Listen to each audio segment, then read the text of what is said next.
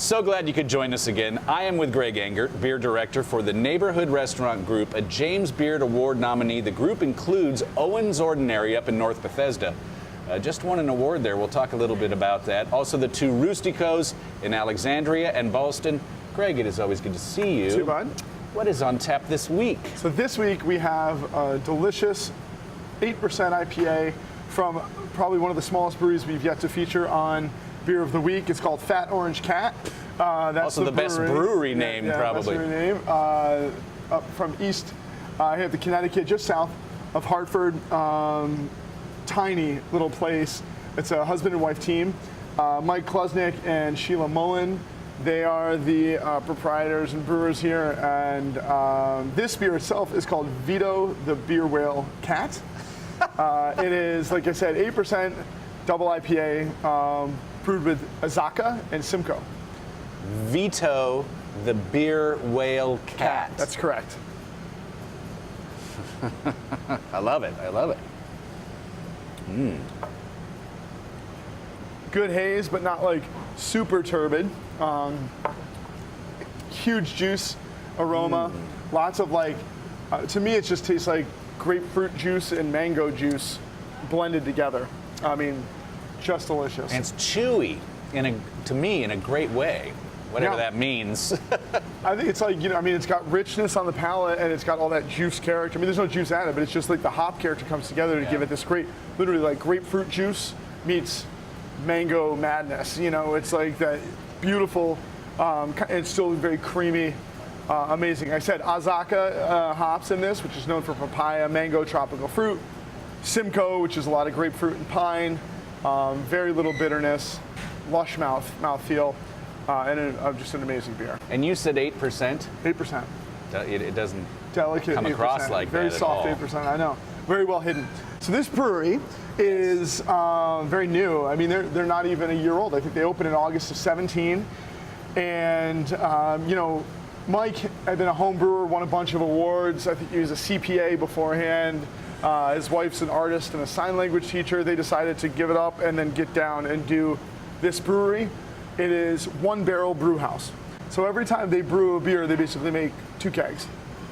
That's how small it is. And I think it's they have a little, like it's kind of like a small farm brewery of sorts. I mean, they have chickens and goats. They use their spent grade to feed the animals. They use 20% of their ingredients that they use are locally sourced. But again, super small. I think the brewery itself is only 750 square feet.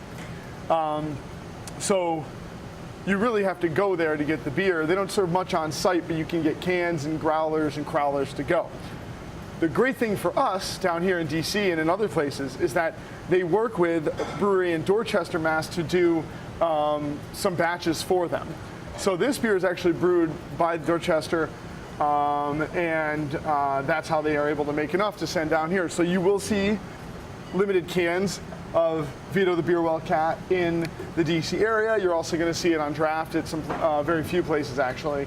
It's very special to have. I love the acronym for Fat Orange Cat, FOC, which I can't really probably say that on the radio, but I could say it on the internet. Dumb. What would you pair this with? Seared things? Seared things would be amazing. I was thinking of this with like all that tropical fruit. It made me think of grilled like shrimp, I think, or just like a nice piece of like halibut on the grill or like rockfish, striped bass. I think would be really great.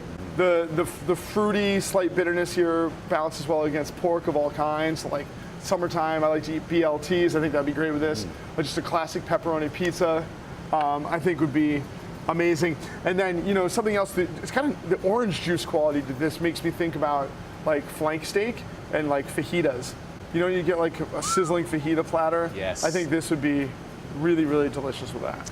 Quickly, before we go, tell us about an honor for Owen's Ordinary, your place up in North Bethesda. Oh, yeah. So the Restaurant Association of Metropolitan Washington does the Rammys every year. It's the local food Oscars of sorts. And back in 2014, they introduced a Best Beer Program Award, and we were very lucky. Church Key won the inaugural Beer Program Award in 14. This year, in 18, both the Sovereign and Owens Ordinary were nominated for Best Beer Program.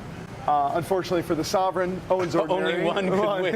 Yeah. So But yeah, 50-50. it was a really great, huge honor for Owens Ordinary, who's been really bringing amazing beer up in Montgomery County to a county that used to be very hard to purvey the beers from small independent brewers. And so it's been a real pleasure to be able to do that up there, and it's great to see him get recognized. Congratulations. Thank you.